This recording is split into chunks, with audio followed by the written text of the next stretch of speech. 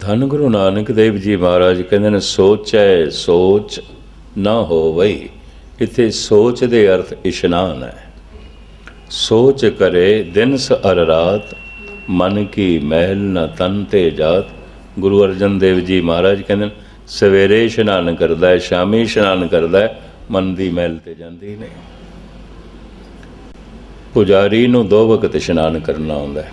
ਅੰਮ੍ਰਿਤ ਵੇਲੇ ਇਸ਼ਨਾਨ ਕਰਕੇ ਉਹ ਮੂਰਤੀਆਂ ਨੂੰ ਸ਼ਿੰਗਾਰਦਾ ਹੈ, ਠਾਕਰਾਂ ਨੂੰ ਸ਼ਿੰਗਾਰਦਾ ਹੈ। ਫਿਰ ਸ਼ਾਮ ਨੂੰ ਆਰਤੀ ਉਤਾਰਨੀ तो फिर इशनान करना है तो वस्त्र बदलना है। धोती वस्त्र कपाटन पाटन रेशम दे वस्त्र धोती ते 2 वक्त इशनान। सोच करे दिन अर रात। तो कुंभ का इशनान, कुंभी का इशनान, माघ का इशनान, होर तरह तरह के पुरवां का इशनान पापां की मैल नूं धो देगा।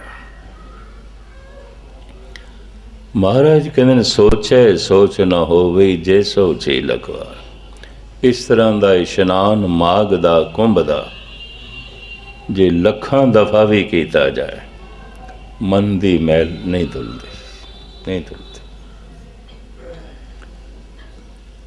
ये भी मैं अर्ज करा, कई दफा बड़े बड़े ठग दुष्ट तीर्थां ते मिलणगे। शिव जी ने बनारस बनाई सी सन्यासियों वास्ते, बैरागियां वास्ते, और वो माण नाल कहंदे सन इत्थों दे संत मशहूर होणगे। अज बनारस दे संत मशहूर नहीं, बनारस दे ठग मशहूर ने। ये हर के संत ना किए, बनारस के ठग। कबीर गंगा तीर जो घर करे, पीवे निर्मल नीर। बिन हर भजन ना मुक्त होए, इम कै रमे कबीर। जल के मज्जन जेगत होवे, नित नित मेंढक नावे। इशनान शरीर की सफुर्ती लई ठीक है, तंदुरुस्ती लई ठीक है, ताजगी लई ठीक है। और शरीर की ताजगी है ताई अमृत वेले ये नाम जप सकता है। इतनी तो इशनान की लोड़ है। कर इशनान से मर प्रभ अपना। पर सिर्फ इशनान नाल ही मन की मैल धुल जाती है, सतगुर नहीं मनते। मन की मैल पाप है। दूसरा, मन चुप नहीं करता। इनू किवें चुप कराइए? तो प्राचीन ऋषि मुनिया ने इस समस्या का समाधान ये कढ़िया सी, जिन्ने चिर तक मन चुप नहीं करता, जबान नू चुप रखो, जबान नू भी बोलन ना दो, मौन धारण करो, नहीं बोलना। एक दिन मन चुप कर जाएगा। इस नाल भी गुरु नानक सहमत नहीं हुए। चुप है चुप ना हो वही। जबान दे चुप करन नाल मन चुप नहीं करता, नहीं करता। जे लाए रे आ लिवतार, एक लिवतार कोई मौन धारण करे ता भी मन चुप नहीं करता। कन सुनन वास्ते प्रभु ने दिते ने, अखां वेखण वास्ते, जबान बोलण वास्ते। जिस इंद्रिय का इस्तेमाल ना करिए वो कमज़ोर हो जाता है, शक्तिहीन हो जाता है। जो पैदल नहीं चलता, पैरों की शक्ति गवा बैठता है। जो हत्थां नाल कुछ करता नहीं, उहदे हथ कमज़ोर हो जाते। जिहड़ा दिमाग नाल सोचता ही नहीं, उहदा दिमाग कमज़ोर हो जाता है। अखां ते पट्टी बन रही है तो 3 साल बाद खोलीए अखां आंधियां आउणगियां, अखां च रोशनी नहीं होगी। मैं वो मोनी देखे ने जिन्हों ने वक्ती तौर पर साल 2 साल 5 10 साल मौन धारण किया, अपनी बोलन शक्ति गवा बैठे। बहुत जोर ला के बोलते ने, बारीक जी आवाज़ निकलती है, वो भी टुटे फुटे शब्द। मैं ऐसा देखा क्योंकि जबान की वरतों नहीं हुई। महाराज कहते ने जब लग दुनिया रहीए नानक, किछ सुनिए किछ कहिए। कलगीधर पिता ते कहंदे नावे दादर मौन सो बृछ है, बानर बंदर बास बनारी। अगर मौन धारण करने नाल रब मिलता है, सारे दरख्त मौनी जी महाराज खड़े ने, कोई बोलते थोड़ी ने, हालांकि जीवन उन्हां दे च है। जबान दे चुप करन नाल मन चुप नहीं करता। तीसरा, मन कदी तृप्त नहीं होता, रजदा ही नहीं।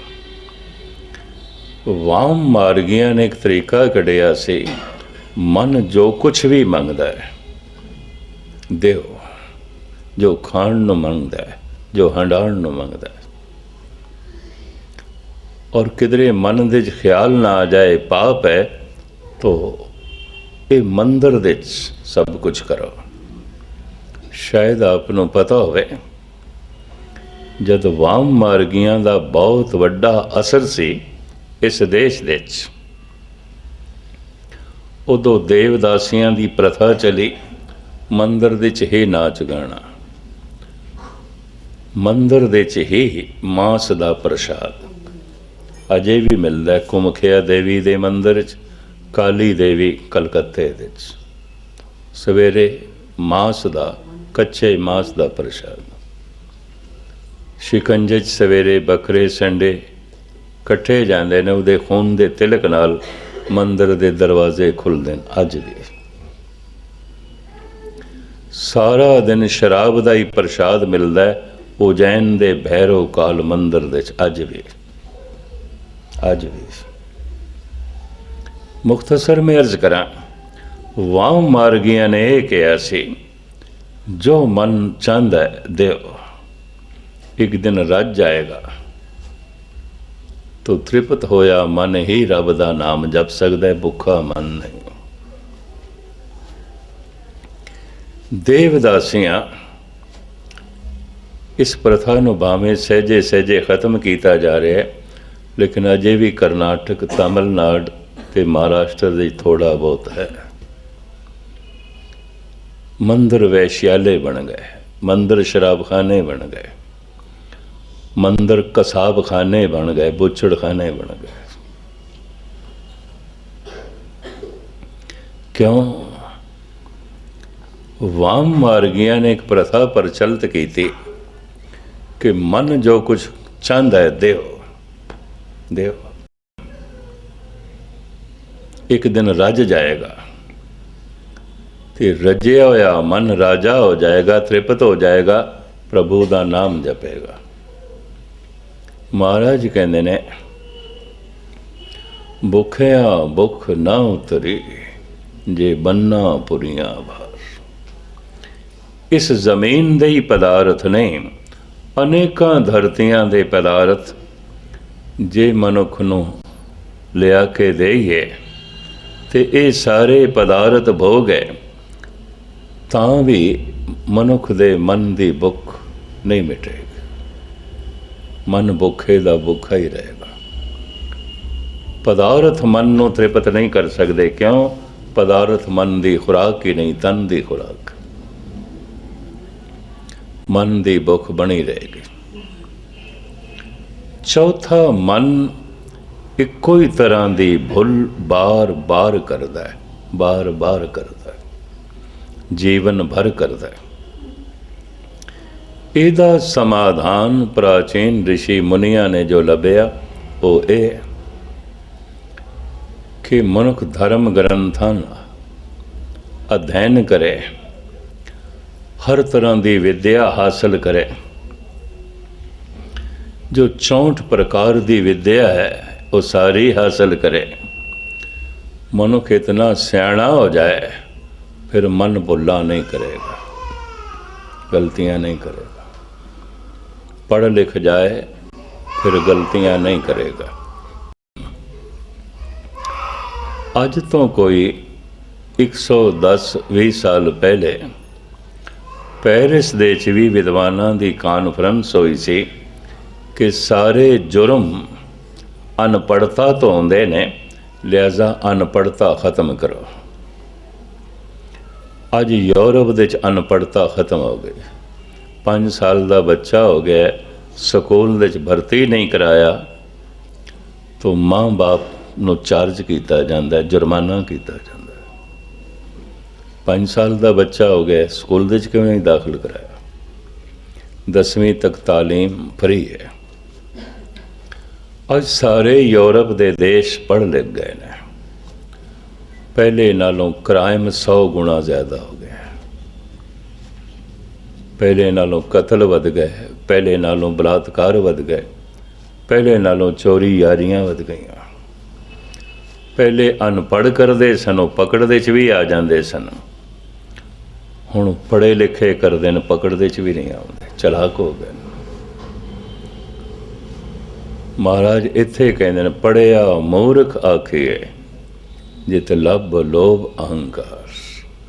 ਅਗਰ ਪੜ੍ਹਾਈ ਲਿਖਾਈ ਨੇ ਲੋਭ ਵਧਾ ਦਿੱਤਾ ਹੈ, ਹੰਕਾਰ ਵਧਾ ਦਿੱਤਾ ਹੈ, ਵਾਸ਼ਨਾ ਵਧਾ ਦਿੱਤੀ ਹੈ, ਮੂਰਖਤਾ ਬਣੀ ਰਹੇਗੀ। ਸਾਰੇ ਅਨਰਥ ਕਰੇਗਾ। ਅਨਪੜ੍ਹ ਕਰੇਗਾ ਤਾਂ ਪੜ੍ਹੇ ਲਿਖੇ ਵੀ ਕਰਨਗੇ। ਸਾਰੀ ਦੁਨੀਆ ਦੇ ਸੱਤਾਧਾਰੀ, ਉਹਨਾਂ ਦਾ ਬੇਸ਼ਤਰ ਤਬਕਾ ਪੜ੍ਹਾ ਲਿਖਾ ਹੈ, ਭ੍ਰਸ਼ਟ ਨੇ, ਭ੍ਰਸ਼ਟ ਨੇ। ਇਹ ਵੀ ਮੈਂ ਅਰਜ਼ ਕਰਦੇ ਹਾਂ। ਅਨਪੜ੍ਹ ਮਨੁੱਖ ਕੋਈ ਬਹੁਤ ਵੱਡਾ ਜੁਰਮ ਨਹੀਂ ਕਰ ਸਕਦਾ।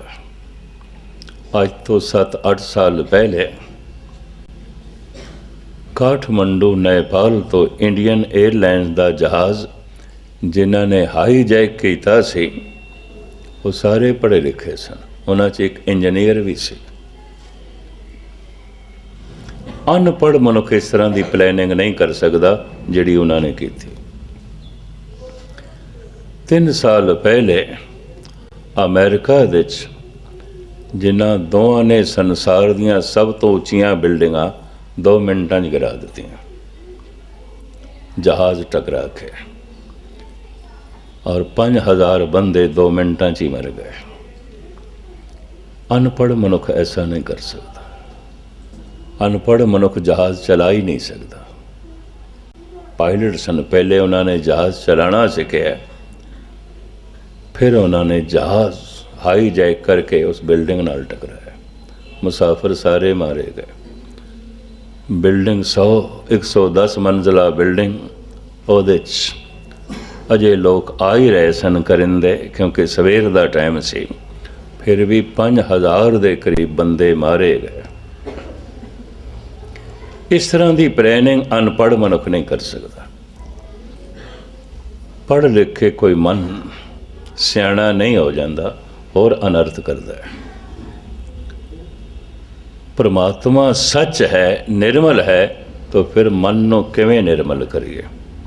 ਤੀਰਥਾਂ ਦੇ ਇਸ਼ਨਾਨ ਨਾਲ ਮਨ ਨਿਰਮਲ ਨਹੀਂ ਹੁੰਦਾ। ਮੌਨ ਧਾਰਨ ਕਰਨ ਨਾਲ ਮਨ ਚੁੱਪ ਨਹੀਂ ਕਰਦਾ।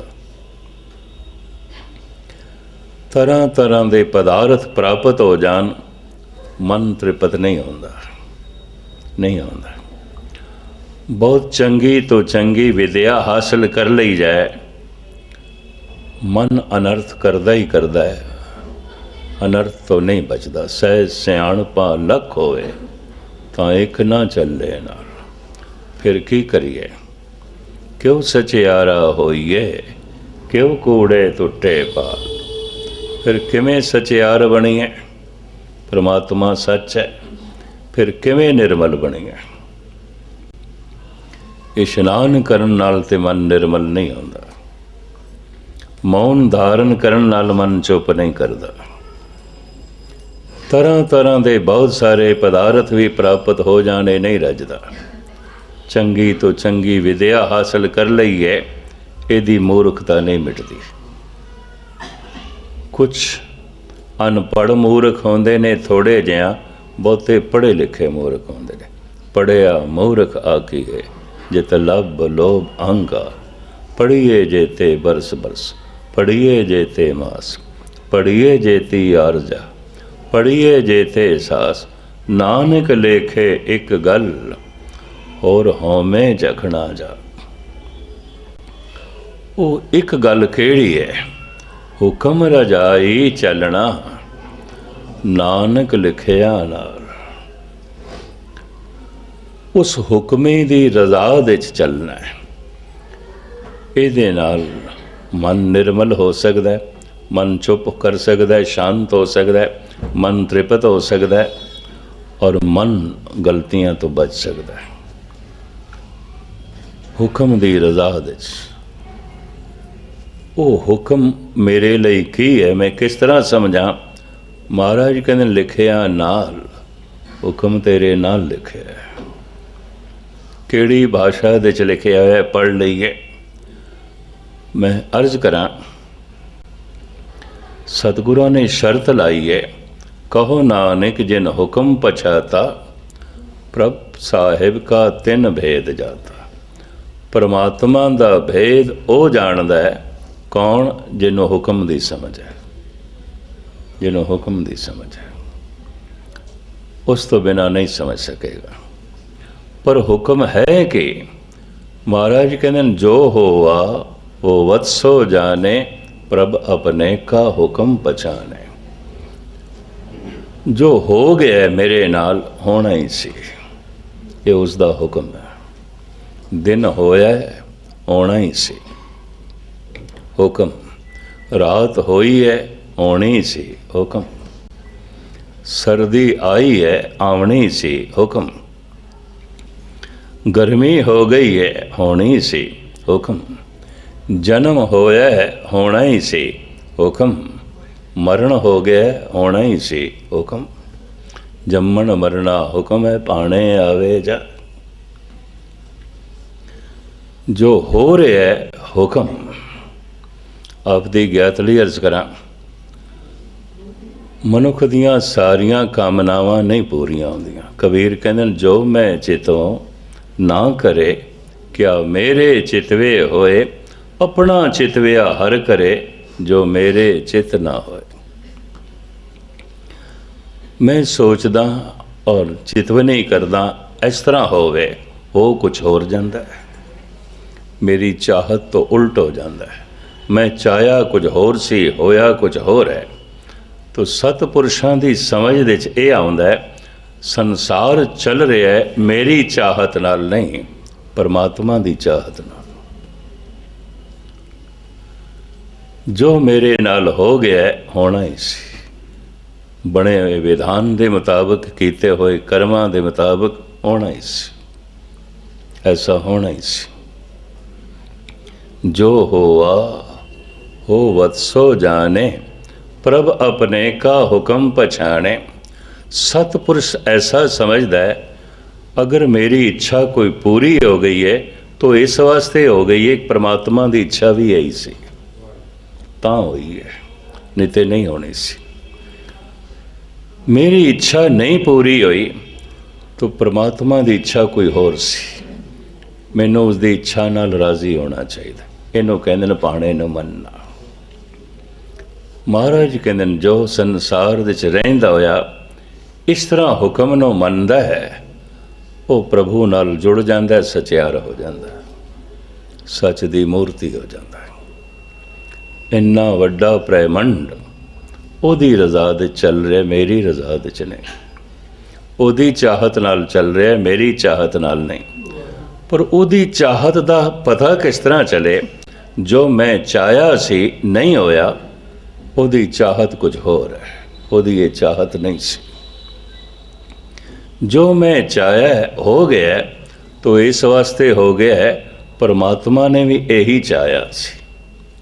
मेरी चाहत परमात्मा की चाहत नाल मेल खा गई, तां हो गया। जो होवा हो वत्सो जाने, प्रभ अपने का हुक्म पछाने। हुक्म रजाई चलना, नानक लिखिया नाल। इहदे नाल मन निर्मल हो जाएगा, मन शांत हो जाएगा, चुप कर जाएगा, मन तृप्त हो जाएगा, मन गलतियां तो जो है रहित हो जाएगा। जप करदियां करदियां, साधना करदियां करदियां, अगर मनुख हुक्म दे च राजी रहना सीख गया तो समझ लो जीवन सफल हो गया। सत्संग कीता सफल हो गया, पाठ कीता सफल हो गया। पाठ भी कीता है, जप तप भी कीता है, ते रोज़ गिला करे, हे प्रभुए तो की कर छड़े, मैं चाया ऐसी तू ऐ कर छड़े। इस मनुख का कीता किताया पाठ व्यर्थ चला जाता है। ये भी मैं अर्ज करा, पाठ करने का जप तप करने का मतलब इन्ना है, उहदी रज़ा दे राज़ी रहना, हुक्म नूं समझना। कहो नानक जिन हुक्म पछाता, प्रभ साहिब का तिन भेद जाता। साहिब दा मालिक दा वो भेद समझ लैंदा है, राज समझ लैंदा है, और हर वक्त फिर प्रसन्न रहन लग पैंदा है। उन्होंने पता चल जाता है जो होना है वह होंदा है, वह होंदा है। धन गुरु तेग बहादुर साहब जी का एक बोल कह के मैं समाप्ति करा। चिंता तांकी कीजिए जो अनहोने होए। ये जो अर्थ कीते जानन श्लोक ते सारिਆਂ ਨੂੰ कंठ है, वो नहीं ने अर्थ, असी जो इसके अर्थ कर लेंदे।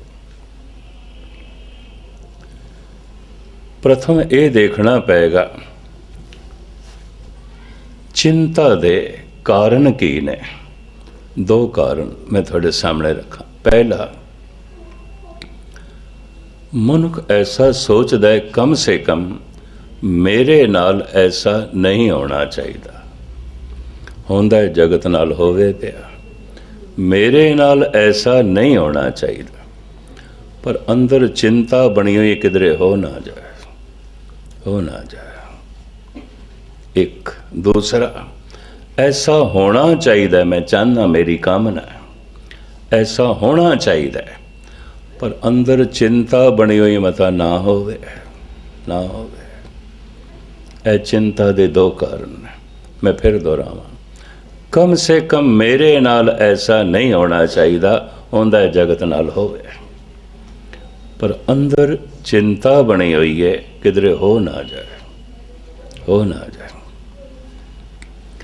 कबीर कहते ने पारो सी के जो हुआ तू अपने भी जान। किहड़े चक्रां च पिया तू? जो दूजियां नाल होया होएगा तेरे नाल। कम से कम मेरे नाल ऐसा नहीं होना चाहिए। संसार बुढ़ा होंदा है, कम से कम मैं ते बुढ़ा ना हो। संसार मरदा है, कम से कम मैं ते ना मरा। कम से कम मेरे नाल ऐसा नहीं होना चाहिए। होर बहुत पहलुओं च मनुख ऐसा चाहता है, पर अंदर चिंता बनी है किधरे हो ना जाए। दूसरा, हे प्रभु ऐसा होना चाहिए, मेरी कामना है, मेरी मंग है, पर अंदर चिंता बनी हुई मत ना होवे। गुरु तेग बहादुर साहब जी ये कह रहे हैं, जो होंदा है वो होंदा है, जो नहीं होंदा वो नहीं होंदा। कतई मनुख नाल अनहोनी नहीं आउंदी, ते जद अनहोनी होंदी नहीं तो फिर चिंता किहड़ी गल दी? क्यों चिंता करते हो? चिंता तां के कीजिए, उहदी चिंता करो जो अनहोनी हो, जेकर अनहोनी होंदी होवे। सतगुरु ये कह रहे हैं, भाव अनहोनी नहीं आउंदी, जो होंदा है वो होना होंदा है। जो होवा होवत सो जाने, प्रभ अपने का हुक्म पछाणे। संसार दे अनहोनी नहीं आउंदी। दिन होया होना ही सी, रात होई है होनी सी, सर्दी होई है होनी सी, गर्मी होई है होनी सी, जन्म होया है होना ही सी, मरण होया है होना ही सी। सब कुछ हो रहा है, हो रहा है। इस होनी नूं जो खिड़े मत्थे तस्लीम कर लैंदा है, वो सच नाल जुड़ जाता है। उन्हें हुक्म नूं मन लिया। कहो नानक जिन हुक्म पछाता, प्रभ साहिब का तिन भेद जाता। सतगुर रहमत करन, सतसंग दा ये फल थोड़ी झोली च पवे। इस रब्बी सिद्धांत नूं खिड़े मत्थे कबूल करे, ताकि जो जीवन मिले है प्रभु की तरफों ये सफल होवे, ते पंक्तियां भी साडे ते पूरियां उतरन। सफल सफल भई सफल यात्रा, आवन जान रहे मिले सादा। साहिब ये सुने होया थोड़े हिरदे च वसावे, और साडा ये जो यतन है ये भी प्रभु सफल करे। भुल चुक दी क्षमा, सारियां दा धन्नवाद। फतेह प्रवान करने। वाहिगुरू जी का खालसा।